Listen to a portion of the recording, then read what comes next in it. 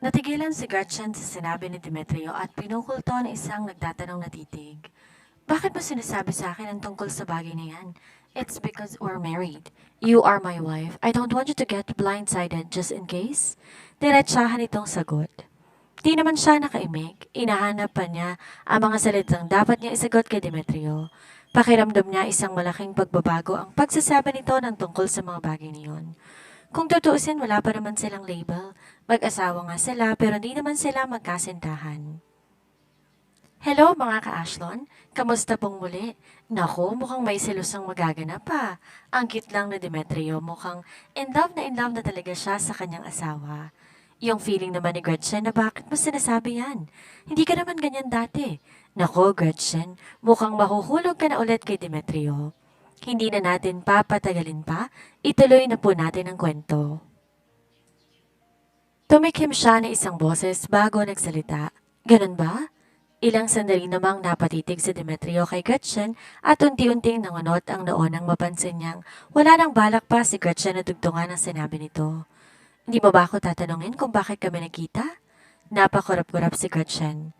Kailangan ko bang itanong? Nakaramdam ng inis si Demetrio. Of course, asawa mo ko. Hindi ba dapat mag-usisa ka?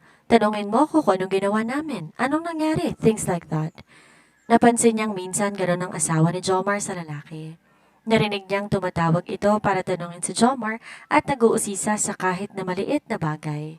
Noon, akala niya kaartehan lang ang ganon, pero ngayon naiinis siya at mukhang hindi interesado si Gretchen na malaman ang kahit kaliitang bagay na tungkol sa kanya. Kinagat ni Gretchen ang pang-ibaba niyang labi. Pakiramdam niya matatawa siya sa itsura ng Demetrio ngayon. Hindi bagay ang frustration na namamayani sa ekspresyon nito ngayon. Okay, ano bang nangyari? Sa wakas ay tanong niya. Humugot naman ng malalim na paghinga si Demetrio bago nagsimulang magkwento. Noong una, kalmado lang naman si Gretchen, pero ilang sandali pa unti-unti, nagsalubong ang kanyang mga kilay at naniningkit ang mga matang napatitig kay Demetrio. So, hinayaan mo siyang hawak-hawakan ka? Putol niya sa pagsasalita ng lalaki. Umawang ang mga labi ni Demetrio bago tumango. Yeah, it was needed in the act to cut her. Sarkastikong natawa si Gretchen. Naalala niya kung gaano ito kaarte, tapos nagpapahawak pala ito kay Bianca? Sa kaisipang iyon, hindi niya mapigilan ang pag-usbong ng inis sa puso niya at pagkulo ng kanyang dugo. Gayunpaman, pinanatili niyang kalmado ang kanyang reaksyon at hindi nagpahalata. Nagpatuloy naman sa pagkukwento si Demetrio habang mataman siyang nakikinig. Sigurado ka bang hindi na talaga siya manggugulo? Tanong pa niya. Nagpakawala ng isang malalim na buntong hininga si Demetrio bago tumango. I just hope so. Sana hindi umabot sa puntong masasagad niyang pasensya ko. Napatango-tango naman siya. Naiintindihan niyang may pinagsamahan pa rin naman ang dalawa kahit papano. Hindi magiging madali kay Demetrio na tuluyang sirain ng babae. Sadyang matigas lang talaga ang ulo ni Bianca at pinili nitong hindi umintindi ng sitwasyon. Pero sa kabila ng lahat, hindi pa rin nawawala ang inis niya sa nalaman niya. Kumain ka na ba? Magluluto pa naman sana ako ng hapunan. Pag-iiba niya ng usapan. Marahan namang umiling si Demetrio. Hindi ako nakakain sa party. I was busy preparing my own men to execute the plan. Kung gano'n, ipagluluto na lang kita. Hindi na, mag-order na lang tayo. I don't want to tire you. Masuyo nitong tangge, pero umiling siya. Nais niyang ipagluto ang lalaki para kahit papano maibsan ang inis na nararamdaman niya. Kung tutuusin, naninibago din siya sa sarili niya. Dati naman, kalmado siya at walang pakialam, pero nitong nakaraan lang halos nahihirapan na siyang kontrolin ang emosyon niya, gaya na lang ng nararamdaman niya ngayon. Are you sure? Alanganing tanong ni Demetrio. Isang matamis na ngiti ang sumilay sa labi ni Gretchen bago naglakad papunta sa likuran ni Demetrio. Inawakan niya ang balikat ng lalaki at marahan tong pinisil. Napapitlag naman si Demetrio sa ginawa ng babae pero hindi siya nagpahalata at hinayaan lang ito. Napapikit pa siya nang maramdamang tumago sa suot niyang damit ang init na hatid ng mga palad nito. Magluluto lang ako ng ramen para sa ating dalawa, tapos lagyan natin ng dumplings. Ayos lang naman yan sa'yo, di ba? Tensyonadong tumango si Demetrio. Yeah, ayos lang sa akin kahit ano. Gretchen? Okay, umupo ka lang dito at hintayin mong matapos ako. Umalis na si Gretchen sa likuran ni Demetrio nang may kakaibang ngiti sa kanyang labi. Lintik lang ang walang ganti, Demetrio. Ang hindi niya alam unti-unti, kumukulimlim ang titig ni Demetrio sa nakatalikod niyang asawa kasabay ng pagbigat ng kanyang paghinga. Pakiramdam niya nanunuyo ang lalamunan niya. Hindi lang yun, parang nagiinit din ang buong katawan niya. Sigurado siyang hindi siya nakainom sa wine na nilagyan ni Bianca ng droga. Dapat hindi siya nakakaramdam ng ganito. Ilang sandali pa naalala niya ang pagpasok niya sa hotel room na inihanda ni Bianca at may naamoy siyang kakaiba. Hindi kaya dahil sa amoy na yon, kaya nakakaramdam siya ng matinding pagnanasa ngayon? Shit, he's doomed. Kinagat na Demetrio ang pang-ibaba niyang labi para kahit papano ay gisingin ang nahihibang niyang diwa. He wanted his attention to be pure as long as he could, lalo pat kakasimula pa lang nila pero muli na naman siyang napatitig kay Gretchen. Para bang inuutusan siya na isipan niya na buhatin ito at ihagis sa kama. Habang abala sa pagluluto si Gretchen, naramdaman niya ang dalawang pares ng mga mata na nakatitig sa kanya sa bawat kilos na kanyang ginagawa. Palihim niyang sinulyapan si Demetrio at nakita ang kakaibang ekspresyon ng mga mata nito. Para bang nais siyang lamunin ang buhay ng lalaki. Sandaling natigilan si Gretchen, napaka-pamilyar ng klase ng titig nito sa kanya. Para bang isa itong gutom na leon at handa na siyang lapain? Naalala niyang ganyan na ganyan ang itsura ni Demetrio noong unang gabi nila. Wala sa sariling napahawak ng kanyang dibdib si Gretchen, kasabay ng malakas na pagtibok ng kanyang puso. Hanggat maaari ayaw niyang bumigay sa lalaki dahil sigurado siyang kapag ginawa niya iyon, hindi na siya makakawala pa mula dito at magiging katapusan na ng pagpapakipot niya. Dinampot niya ang spatula, sinadyang ihulog sa sahig, dahilan para lumikayo ng ingay. Tila bumalik naman sa kanyang wisyo si Demetrio nang mapapitlag siya dahil sa pagkagulat. Pasensya ka na ako nagulat kita, Demetrio. Dumulas kasi sa kamay ko, pagdadahilan ni Gretchen. Isang pilit ng ngiti ang sumilay sa labi ni Demetrio. Ayos lang, Gretchen. Okay ka ba sa gulay? Balak ko sanang dagdagan ang ingredients ng noodle soup. Mabilis namang tumango si Demetrio. Napagtanto niya kung gaano kabastos sa mga naiisip niya. Nababaliw na talaga siya. Tulungan na kita. Suhestyon niya takmang tatayo na siya nang mabilis umiling si Gretchen. Hindi na. Malapit na rin naman tong matapos eh.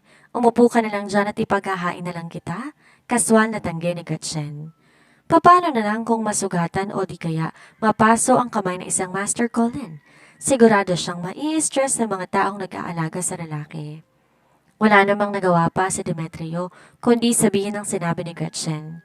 Tama din naman ito. Patapos na ito at wala na siyang maitutulong pa. Dapat pala kanina pa siya kumilos.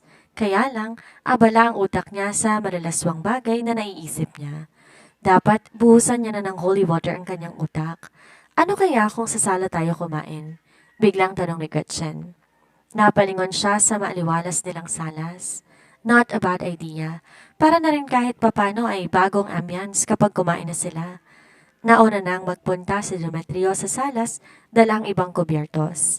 Habang naghihintay siya na matapos si Gretchen, palakas naman ng palakas ang amoy ng noodle soup. Pero kahit gutom na siya, sa tuwing napapasulap siya kay Gretchen, parang mas nais pa niyang gawing hapunan ng babae kaysa kainin ang noodle soup na niluto nito.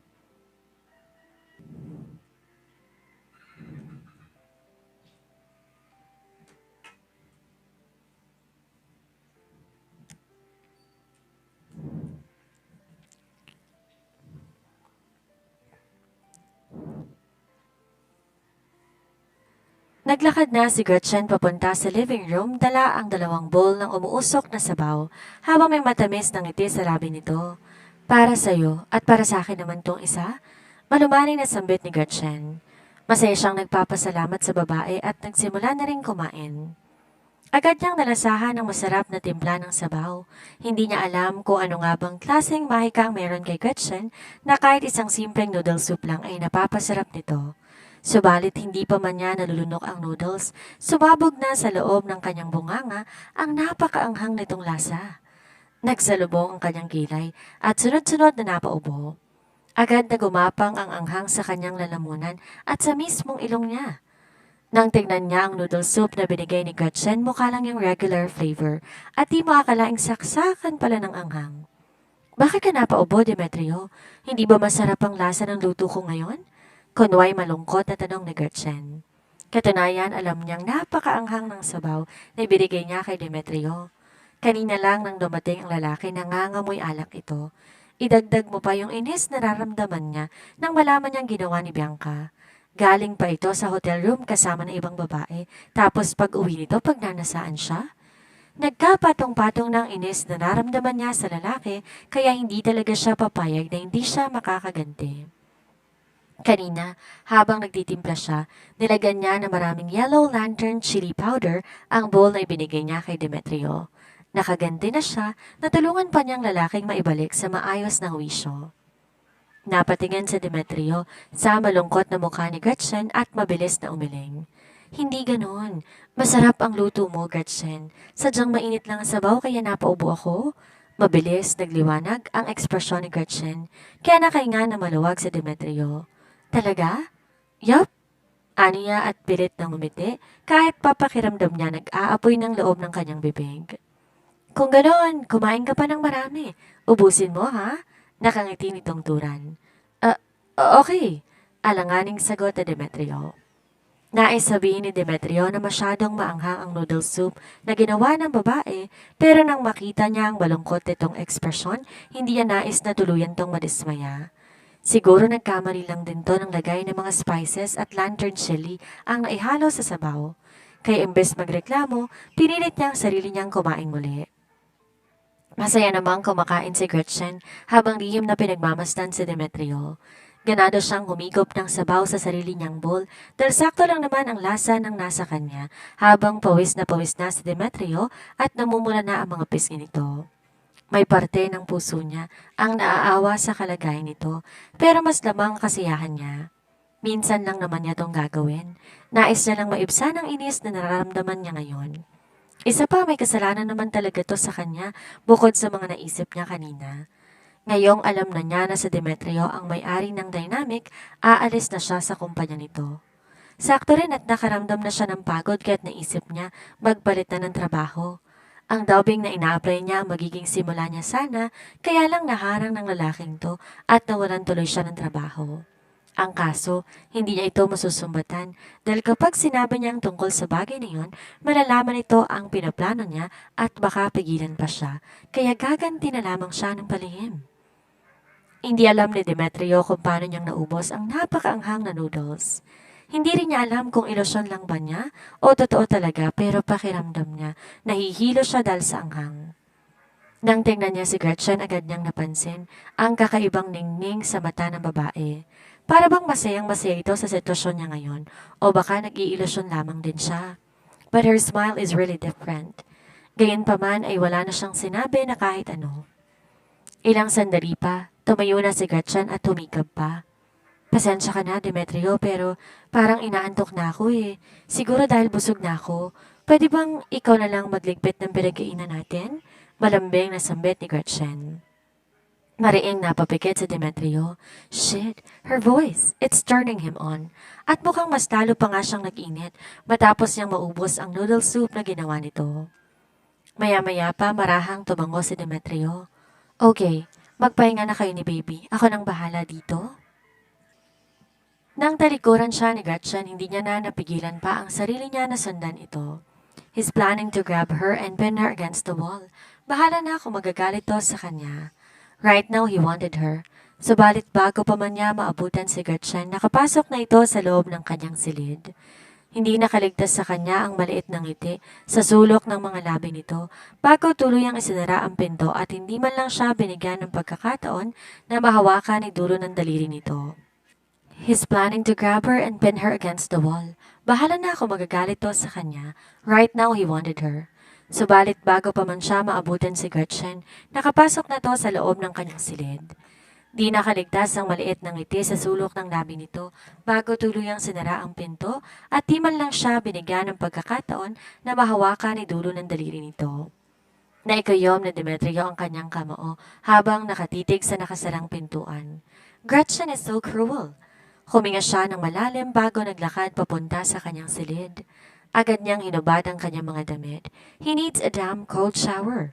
Akala niya may ibsa ng nararamdaman niya, pero kahit nasa ilalim na siya ng shower, mukha ni Gretchen ang agad sumagi sa isipan niya. Ang maganda nitong mga mata, ang dimples nito sa bawat sulok ng labi nito, ang mga ungol nito nung gabing may nangyari sa kanila. This is torture. He was extremely self-disciplined before, pero hindi niya lubos maisip na darating siya sa pagkakataong to. Kulang na lang tumakbo siya palabas at sapilitang buksan ang pinto ng silid ng kanyang asawa. Sobrang lakas ng pagnanasang nararamdaman niya ngayon na para bang mababaliw na yata siya. Kasalukuyan nang nakahiga si Gretchen sa kanyang kama nang maalala niya ang pistachio cake na binili ni Demetrio para sa kanya. Plano pa naman sana niyang kumain pagkatapos niyang maghapunan, pero dahil sa nakita niyang ekspresyon sa mukha ni Demetrio, pinili niyang pumasok na lang sa kanyang silid. Naghintay muna siya ng halos 30 minuto bago niya naisipang lumabas. Nakapatay na ang ilaw sa salas at kusina at tanging ilaw na lang na nagmumula sa kabilang building ang nagbibigay liwanag sa paligid. Hindi na siya nag-abala pang buksan ng ilaw at maingat nang dumiretso sa kusina. Agad niyang inilabas ang pistachio cake mula sa refrigerator at naghiwa ng malaki. Unang tikim pa lang niya, napapikit na siya. Ang sarap! Mahina niyang sambit at sumubo pa ng isa hanggang sa nasundan pa. Akmang kukuha siya ng tubig nang mapagtanto niya. May isang aninong nakatingin sa kanya, dahilan para halos mapatalon siya sa gulat. Demetrio? Mahina niyang sambit. Ilang beses siyang napalunok, lalo na nang dahan-dahan tong maglakad, papalapit sa kanya. Mabuti na lang at huminto din naman ang lalaki ilang sentimetro ang layo mula sa kinatatayuan niya. Are you hungry? Napatingin siya sa cake na nasa platito bago hilaw ng ngumiti. Hindi naman. Gusto ko lang talagang kumain ng cake. Napatango-tango naman si Demetrio. Napasulap si Gretchen sa kabuuan ng lalaki. Nakabihis to ng damit pambahay at mukhang katatapos lang mag-shower dahil medyo basa pa ang buhok nito. Does it taste good? Muli nitong tanong. Marahan naman siyang tumango. Oo naman. Sinundan siya ng tingin ng umangat na kamay ni Demetrio hanggang dumapo yon sa bandang labi niya. You have something in the corner of your lips. Paos nitong bigkas. Di naman siya nakagalaw at pinamulahan pa ng pisngi nang dalhin itong daliri sa sariling bibig at tinilaan. Ilang sandali pa napatango-tango si Demetrio. Tama ka, masarap nga. Pero alam mo ba na may isasarap pa itong cake? Naguguluhan naman siyang napatitig sa lalaki. May ganyan ba? Inosente niyang tanong. Umangat ang sulok ng labi ni Demetrio bago dumakot ang daliri nito ng pistachio icing at barahang ipinahid sa kanyang labi. Nanlaki ang kanyang mga mata sa ginawa ng lalaki, pero bago pa siya makahuma, natagpuan na lang niya ang sarili, sakop na nito ang kanyang mga labi at mariin siyang hinalikan. Hindi siya nakagalaw dahil sa gulat, pero maya-maya lang, dahan-dahan siyang napapikit habang unti-unting nadadarang sa halik na ginawad sa kanya ng sariling asawa. Hindi siya sigurado kung ilusyon niya lang ang lahat, pero mukhang tama sa Demetrio. Ngayon ay mas masarap na ang pistachio na nalalasahan niya sa bibig nito kaysa sa kinain niya kanina. Ilang saglit pa ay kusa nang pumulupot ang dalawa niyang braso palibot sa leeg ng lalaki para doon kumuha ng suporta. Gumapang naman ang mga palad ni Demetrio pababa sa kanyang bewang at idiniin ang kanyang katawan palapit dito. Masuyo ang halik na ginawad ng lalaki sa kanya pero ramdam niya pa rin ang gigil. Habang patuloy silang nagkahalikan, unti-unti naman siyang giniya ni Demetrio palabas ng kusina. Maya-maya pa hindi na to nakatiis at binuhat na siya. Tila may sarili namang isipan ang kanyang mga binti na pumulupot sa bewang nito habang nakasuporta ang braso ni Demetrio sa kanyang bewang at ang isang kamay nito ay nasa kanyang pang-upo. Pakiramdam niya tila isang magaang bagay lang siya napasa nito. Di pa rin ito binibitawan ng kanyang mga labi habang nakakulong siya sa mga braso ng lalaki. Maya-maya pa naramdaman niya ang malambot na kama sa kanyang likuran. Base sa amoy at sa mismong paligid, kasalukuyan silang nasa loob ng silid ni Demetrio. Hindi man lang niya namalayan kung paano silang nakapasok sa kwarto ng lalaki. Nang maihiga siya nito, kumababaw sa kanya si Demetrio, saka matamang pinagmasta ng kanyang mukha. Umangat ang isang kamay nito. Maingat na hinaplos ang kanyang pisngi, sabay hawi sa ilang hibla ng buhok na tumabing sa kanyang mukha. I have been restraining myself the best that I could earlier. Akala ko kaya ko pero lumabas ka, and I cannot control myself anymore. I'm going to claim you tonight, Gretchen, and no one can stop me, not even you. Anito sa paos at tila nahihirapan ang boses. Ilang beses siyang napalunok. Hindi ang sigaw ng utak niya pero iba ang sinasabi ng kanyang puso at katawan. Ramdam niya ang pananabik niya sa mga titig nito sa kanya at wala rin siyang balak na pigilin pa ito. Hindi na siya nito hinintay pang makasagot at muling sinakop ang kanyang mga labi. Nang magsalubong ang kanilang mga titig, puno ng pagnanasa ang mga mata nito kasabay ng mabigat nitong paghinga. Ilang segundo lang, walang pasabi nitong hiniklas ang suot niyang damit. Demetrio, mahina niyang daing. Sabi ng doktor, kailangan mag-ingat daw tayo. Nahihiya niyang sambit. Mahinang natawa si Demetrio bago hinalikan ang kanyang noo. Don't worry, wife. I will be gentler than the last time. Dahan-dahang minulat ni Gretchen ang kanyang mga mata at bumungad sa kanya ang hindi pamilyar na kisame. Ilang segundo pang dumaan bago na proseso ng kanyang utak kung nasaan siya. Mabilis siyang bumalikos ng bangon, nilinga ang tingin sa paligid. Mag-isa na lang siya sa kama at may mga damit na siyang suot. Napahawak siya sa kanyang dibdib. Hindi siya halos makapaniwala na nagawa niyang ipagkaloob ng paulit-ulit ang sarili niya kagabi, gayong umiwas naman dapat siya. Dapat kasi hindi ka na lumabas, sigaw ng utak niya. Pero hindi naman niya kasi mapigilan ang sarili na mag-crave sa dala nitong cake kahit na gabi na. At ang lubos niyang inaalala ay, ngayon, paano niya pakikitunguhan ng lalaki pagkatapos ng nangyari sa kanila. Maingat siyang umalis ng kama nang makarinig siya ng lagaslas ng tubig mula sa banyo. Siguro naroon si Demetrio sa loob. Sakto naman palabas na siya. Sa ngayon, di niya pa to kayang harapin dahil hindi niya alam kung paano umakto ng normal. Kaya naman bago pa siya nito maabutan, agad niya nang nilisan ang silid ng lalaki at binaliwala ang bigat ng nararamdaman niya. Sa kanyang katawan, dala ng ginawa nila buong magdamag. Matapos makapag-shower, lumabas na si Demetrio sa banyo, subalit mabilis nagsalubong ang kanyang mga kilay na makitang wala na si Gretchen sa kama. Bago pa man siya magbihis, lumabas na siya ng silid para hanapin ang babae. Hinihintay lang naman itong magising dahil nais niyang pag-usapan nila ang estado ng relasyon nilang dalawa. Funny to think that even if they have already slept together, he still wants to make everything clear and ask for a label. Nang tumapat siya sa nakasarang pintuan ng silid nito, marahan siyang kumatok. Gretchen? Tawag niya sa babae. Gretchen, are you inside? Let's talk, wife. Dagdag pa niya, subalit nakakabinging katahimikan ng namayani sa buong apartment. Nang pihitin niya ang doorknob ay napagtanto niya, hindi naman pala nakalak ang silid. Pumasok na siya sa loob at hinanap si Gretchen pero wala pa rin doon ang babae. She's not even in the kitchen, neither in the balcony. Nakapamewang siyang tumayo sa gitna ng salas. Mahina pa siyang natawa bago napailing. Damn! Did she run away after spending a night with her husband? What a ridiculous wife! Bumalik na lang siya sa kanyang silid at nagbihis. Bahagya pa siyang nakaramdam ng pagkadismaya. He's expecting them to be okay after what happened last night, pero mukhang tinakasan lang siya ng babae. Nang tinawagan niya ito, hindi naman to sumasagot. Palabas na siya ng silid na makatanggap siya ng text mula kay Gretchen. Excited naman niya yung binuksan para tingnan kung anong laman ng mensahe nito. Maaga akong umalis dahil may importante akong lakad. Huminga siya ng malalim bago tinago ang kanyang cellphone sa sarili niyang bulsa. Pagbibigyan niya ito ngayong araw, but he will make sure to catch her tonight. Hindi matatapos ang araw na to na hindi sila makakapag-usap. Isa pa, may importante siyang pupuntahan dahil ngayon ang funeral service ni Helena Isolde Okamori at kailangan niyang dumalo para magbigay ng respeto. Oh my God! Seryoso ka talaga, Gretchen?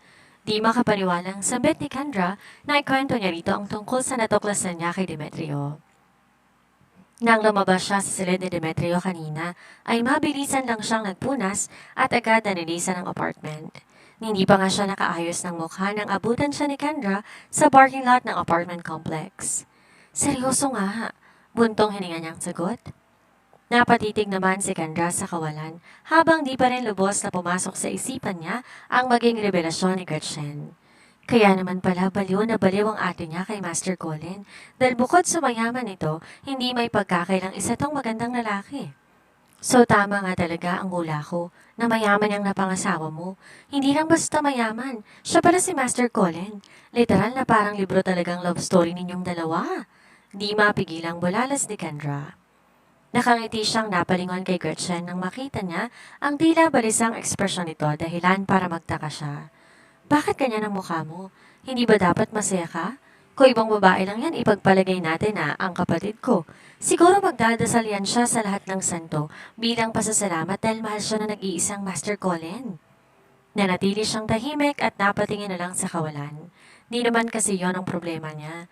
Napadalhan niya na ng mensahe si Demetrio kanina na may lakad siya kaya't nakaiwas siya. Pero hindi naman niya ito po pwedeng iwasan habang buhay. Mamaya, uuwi siya at makakaharap niya ito. Noong nakaraan naman, wala naman sa kanya na may nangyari sa kanila. Pero ngayon kasi iba na. May feelings nang involved kaya pinangungunahan na siya ng hiya. Wow, nakakakilig naman ang mga eksena ni na Gretchen at Demetrio. Sino ang kinilig sa inyo mga ka-Ashlon? Sana all, no?